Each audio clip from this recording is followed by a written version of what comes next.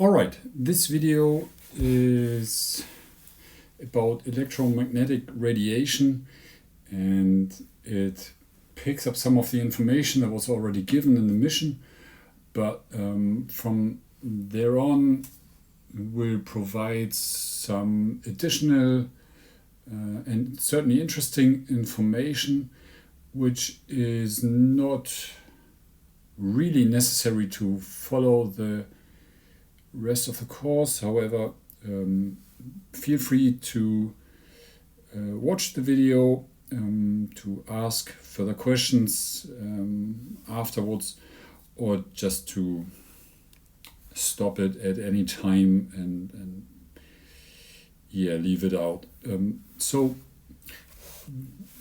first of all, I want to start with the Hertz dipole that creates electromagnetic radiation.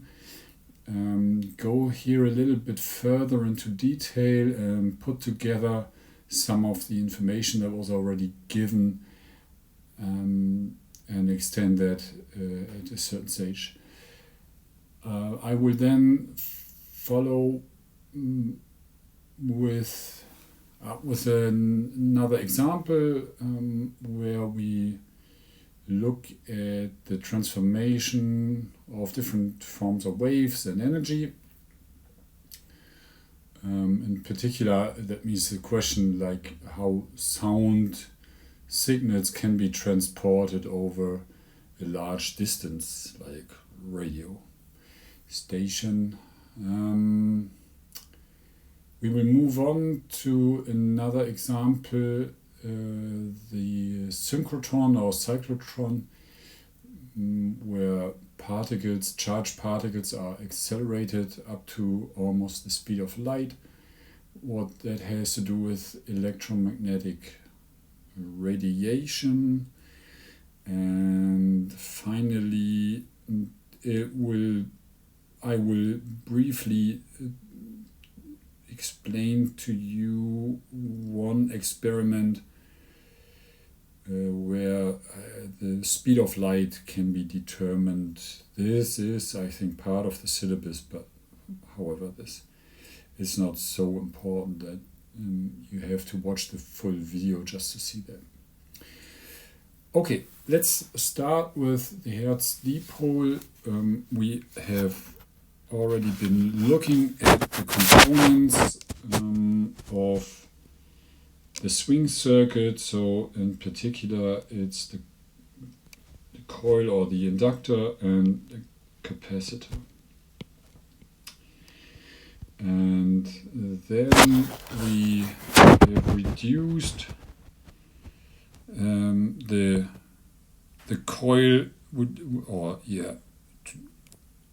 it's now just a wire which acts like a coil, and the capacitor is kind of stretched out, so that we've got a dipole here at the both ends.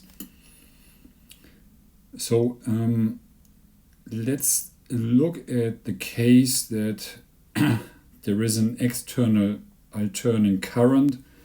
So in one case we've got where we can simplify and say we've got all the electrons on this side, and so that leaves us with a lot of positive charges on that side.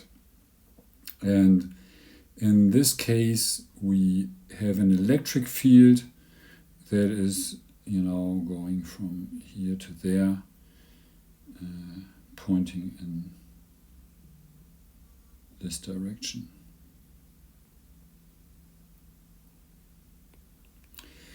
So now what is happening in the swing circuit is that the negative charges are moving downwards.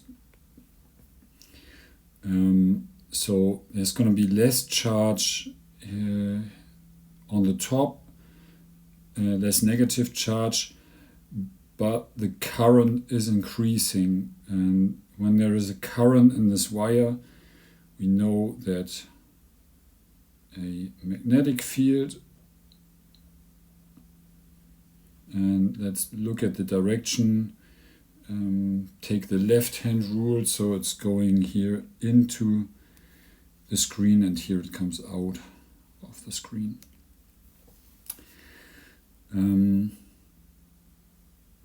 There will be one point where the change of the current is at its maximum, and that's when we'd say there are some, well, the charges, there's the total charge of we've got zero charge here and zero charge there, and all the rest is moving in the wire. So at that point the electric field will be zero and the magnetic field will be at its maximum. And then the same thing starts again. We've got we'll have minus here and plus there, so just the directions will change. What we can see here is we know that the yellow line, so the magnetic field is perpendicular to the wire, and this one here is parallel to the wire, so the electric and magnetic field of an electromagnetic wave are also perpendicular to each other. Another extension of the nature of electromagnetic waves. We've seen simulations, different kind of simulations and pictures, but still I think it's hard to figure out what electromagnetic waves are and how they propagate. So the problem is a little bit that I find this topic is too early here.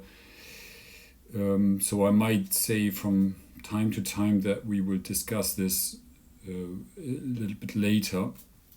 So, but nevertheless, it fits into the topic of waves, and we've had the swing circuit, so it's also a way of dealing with it now.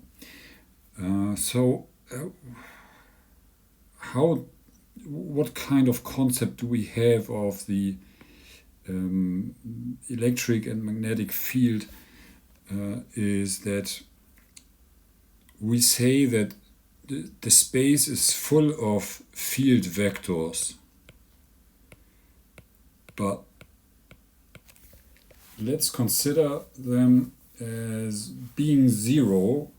That means that no field is, how can I say that, active at a certain stage. But now when we look at this this wire here,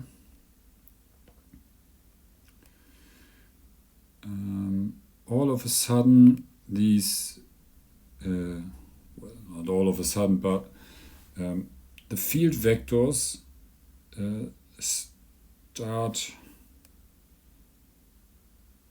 getting a magnitude and a direction, so being something else than zero. So for example, this one here,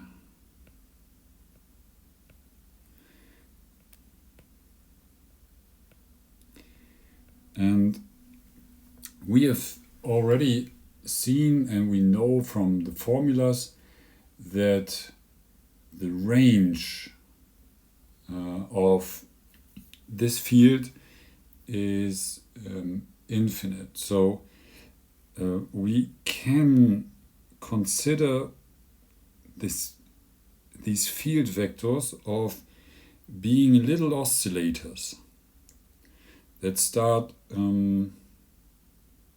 vibrating, and they are connected to each other. So this one, start, and then the next one, and so on.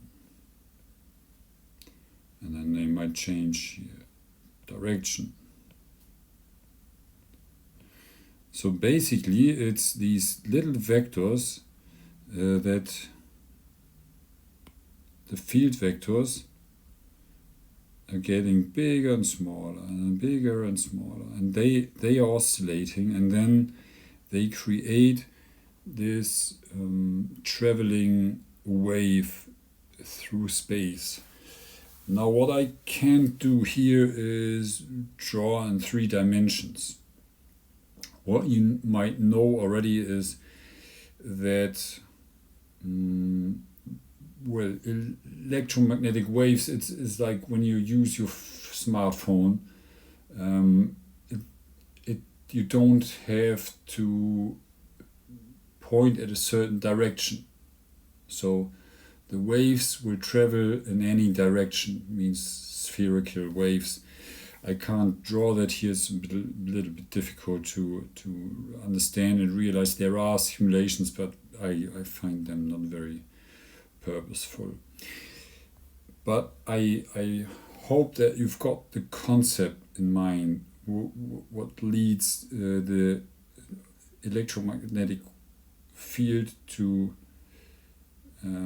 start oscillating and then creates this traveling wave. And of course the same thing then happens with a magnetic field. You can still consider these as being field vectors of the magnetic field, and then they basically do the same thing between each other. There is kind of connection, and then there will be a wave that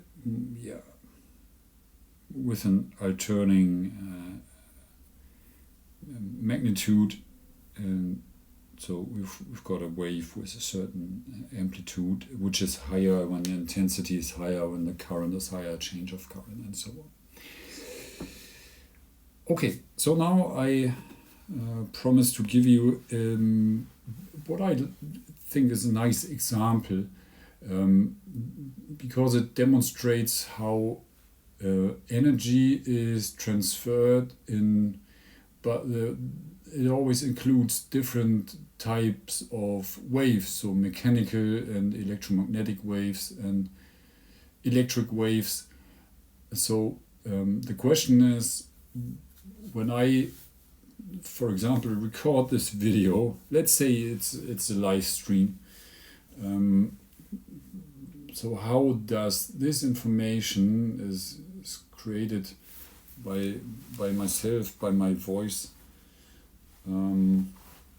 how is this getting into your ears, and so how do you get this information basically?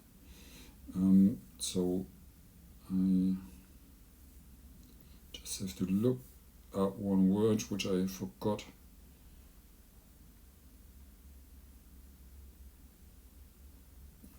Okay, it's vocal cords. Yes, we start with my vocal cords. So in my throat they start vibrating or oscillating, and by doing that they excite some molecules of the air, and so we've got here a mechanical oscillation, and here we've already got that creates a sound wave. Okay, so the particles are moving forward and backward in the same, with the same, let's say, frequency or frequencies that my vocal cords are oscillating with. So now we've got a microphone. It looks like an ice cream, but still, in this microphone, I'm not sure. I think we had in the last B test, there was a question about a speaker, and the microphone is basically it's made up in the same way. So there is a membrane that caused by the molecules moving up and down, that also starts vibrating in the same frequencies. And then we've got a magnet and a coil moving up and down. Let's move that here inside, maybe in a different color. So this is inside the microphone, but the key word is induction, creates or inducts a current, and this is creating an electrical signal. So the electrons in the wire are moving forward and backwards, creating a alternating current. And from here we go into our Hertz dipole. And we have discussed this before. So electromagnetic waves in form of radio waves are traveling at a long distance. And then we've got another, it's basically the same thing as a Hertz dipole, an antenna which receives the signal. So the opposite case is, like so often in physics, getting in place now. So this electromagnetic wave is causing the electrons here to move upwards and downwards with still the same frequencies. And from here we go to a speaker, which can be in a smartphone or on the radio or whatever you have. So here's a coil, a magnet, something is moving up and down, the membrane starts vibrating, causes the molecules. So we've got a mechanical oscillation here of the membrane. In the speaker, we've got the molecules, the sound wave, which is now going into someone's ear.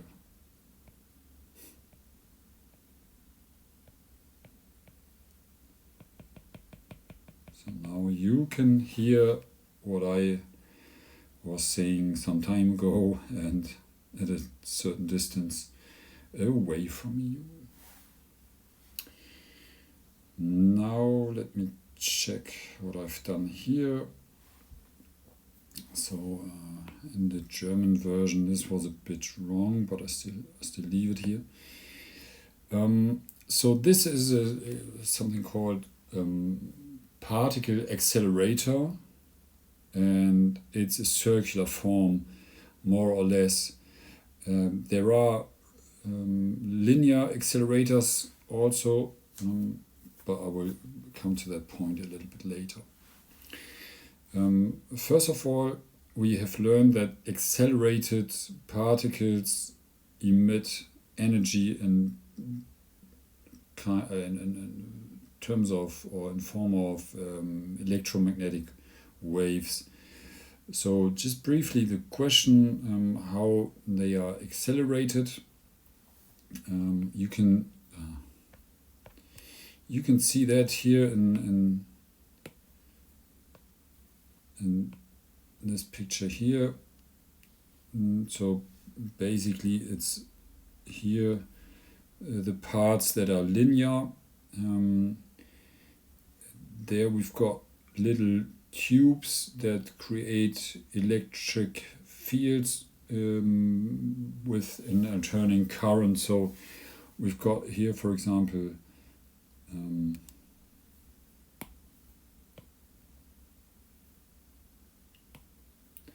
a part that is with negative charge, and then it goes it changes to positive charge for the next one. So there is an electric field, and this is not so good. So we start at this second picture. So we've got a positive charge here, we've got the electron here, so it's repelled, it's going to accelerate in this direction, attracted by the negative. It's not a plate, it's like I show this here, it's a round thing where the electrons go through. But when the ring is charged negatively, we've got in between these different rings, we've got the electric field. So the electrons accelerate in this direction, and once the pack of electrons is billions of electrons in like one little packet or a bunch, the polarity changes. So this changes to positive, and this one here changes to negative, and so here will be negative. And that means the electric field is changing its polarity as the electrons travel through it. That means they can gain more and more energy provided by the electric fields.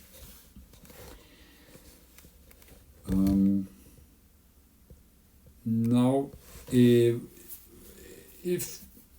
we do that more and more and more and more, that means that the electrons get faster and faster and faster. However, there is a natural limit, meaning that they can't be faster than the speed of light, because this is the greatest speed in universe.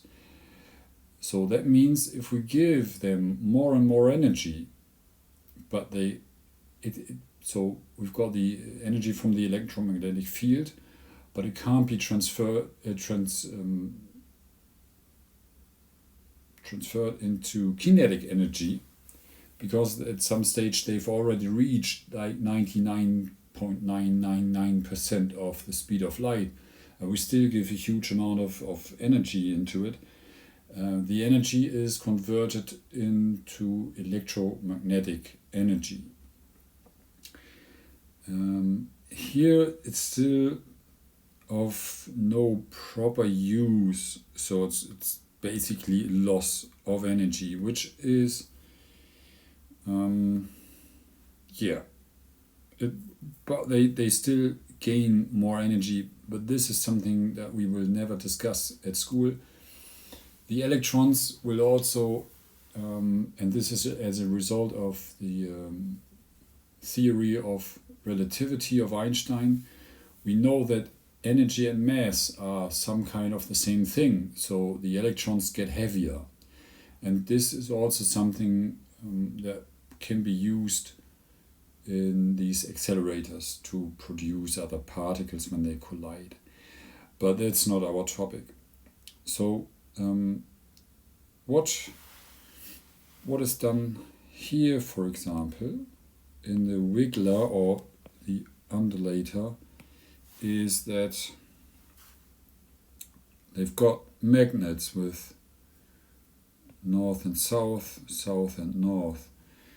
And as we know, the magnets force the charged particles onto a circular trajectory, more or less, or at least change their direction. So the electron will come here and make such a line. And each time when it changes direction, it is a change of speed. So when it changes its speed here, for example, it's emitting a light, or it's called synchrotron radiation, which is basically it's X-rays. But here it's doing the same thing, and here again. But this light is very coherent, meaning it's got the same frequency. What else? Yeah, and it's coming in with a certain time delay. So it's like a stroboscope, a flashlight, but the time between these single flashes is so short. It's called 1 femtosecond. I've written that down here. So what we already, I'm not sure if we did that already with the guitar, but when we have these stroboscope, we see certain pictures, like in the cinema, when you've got these, you draw pictures on like a cartoon. It's actually different pictures showing different pictures after each other at a certain speed, so it looks like a fluent film motion or whatever. But indeed, it's the same thing on television. Yeah, it's motion picture. But with this short time and this high energy, scientists have the chance to actually look at something like chemical reactions. So before this technique was found, what was used to do that, what we knew was like we had 2 H atoms and 1 O, and this was then 1 H2O. Yeah. Very, very simple form, but I don't even know how you write it, and it's probably more like this. So we knew this state here is 2, 3 atoms, single atoms, or 1 molecule of hydrogen and oxygen. Yeah, but different, and they were put together to 1 water molecule. But what happens in between? How does this? How do they connect? The time that this reaction needs is actually so short that we never had the chance to find out how this is happening. But now with this so-called X-ray laser or free electron laser, scientists can make like pictures of this reaction showing the states in between. I don't really know how this works. I've been working at an institute in Hamburg called the DAISY, where this was like planned and already made, but they didn't have any proper results. So I know this was possible, but I'm not sure about the outcome. Okay, the same thing happens here in these magnets to force them on this circular path. And yeah, that was about all I wanted to say, probably. Okay, yeah, so here is a beam line, yeah, where the radiation goes to a laboratory, and you can then make your observations. Okay, another jump here. This is a picture of a experiment to measure the speed of light. This is very historical, it's quite old. You can buy that experiment for school. What you need is a laser, shown here, 2 lenses and a mirror. And this thing here is also a mirror that is rotating with a certain omega that is known. Okay, so there's a little motor turning that. So what is then happening? The laser light is very sharp here. It's going on to the mirror, and when it is at a certain position, it can, go either this way or that way. I've covered the other one as well. By using this lens and the mirror, it leads to the fact that it will be reflected to the same point back on this mirror here. But in the time from the first reflection, then it's reflected here again, it's going back. When it hits this mirror a second time, the mirror has been turning by a certain angle. Let's call this alpha. So that means we see a light point here on the screen. And when we know the distance here and we know the omega, then we can determine the speed of, or the time that the light needed from here to there and backwards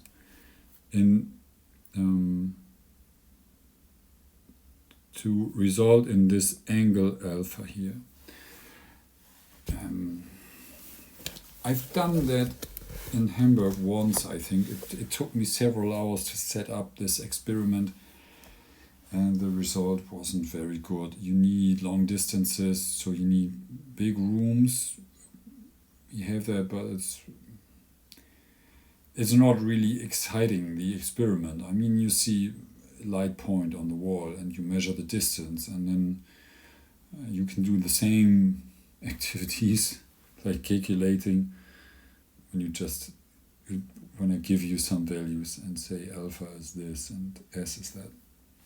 So that's why I would don't do it. Okay, last but not least, I asked to talk about the critical point of view of electromagnetic radiation. And when we look at the spectrum of electromagnetic radiation, we see radio waves is not a big problem. They can interact with matter, what we've seen. So, for example, in the Hertz dipole in an antenna, they can be transferred into different energy forms. But as we know, they go through walls and they go through air. They travel a long distance from the radio station to our receiver, and that always means that there is not a lot of interaction, especially not with our body, and the energy is relatively low. Then we've got microwaves. The reason why they are very dangerous for us is that a microwave, the frequency of a microwave is the still missing the word now. Let's say the resonance frequency of water molecules. We know what that has done with the bridge when some exciter is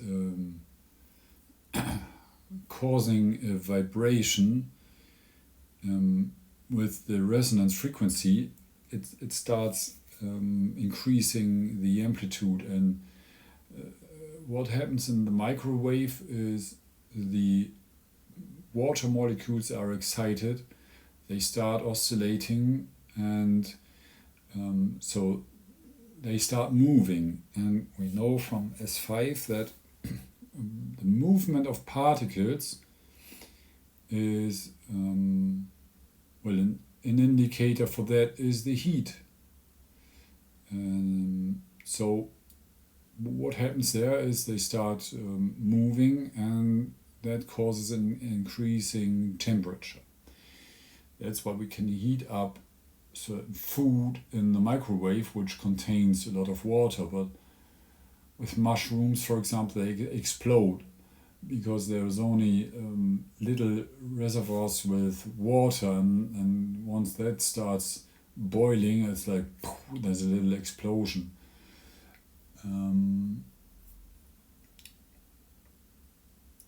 Metal, for example, is very dangerous. Butter starts to melt. Well, let's move on. Infrared is not really dangerous. It's heat radiation. The visible light is nothing we have to be concerned of. Ultraviolet radiation will be discussed later with the photoelectric effect, but that causes, for example, our skin to change its color. X-rays, they are already dangerous because they are called ionizing radiation. That means if they hit atoms, it's possible that they ionize these atoms by transferring their energy onto one of the electrons in the shell. And if there is enough energy, then the electron can leave the shell and creates an ion. This is not dangerous at its, initially dangerous, but this can cause further damage in our bodies. Okay, that's why in medical institutions, when you need X-rays, you get this vest of lead, for example, to protect other organs and parts of your body. But we always have to balance out the use of it and the risk. And in many situations, we say, okay, it's only for a very little time frame we use the X-rays to make a picture. But it can be of great use because sometimes there's no other way to find out where an injury is exactly, or what kind of injury we have, and the damage is caused by this is relatively small. With gamma rays it's a bit different. You see on the scale that the gamma rays are the highest energy of all electromagnetic waves, and the damage that can be caused by gamma rays can be severe, especially when it hits our DNA. There can be damage. They can be damaged, and this is especially dangerous for pregnant women and children, where the cells are still splitting, and when the bodies are growing. That means that the damaged DNA is passed on to other cells and can then cause really certain disabilities, for example.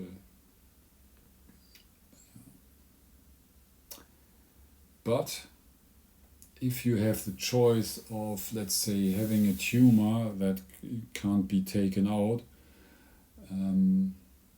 or then being destroyed by gamma rays, having the risk that you damage some tissue around it, you have to,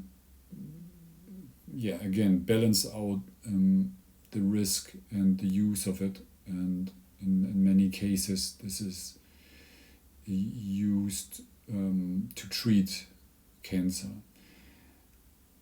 Still, there is a lot of research going on already for years, but in order to minimize the risk, for example,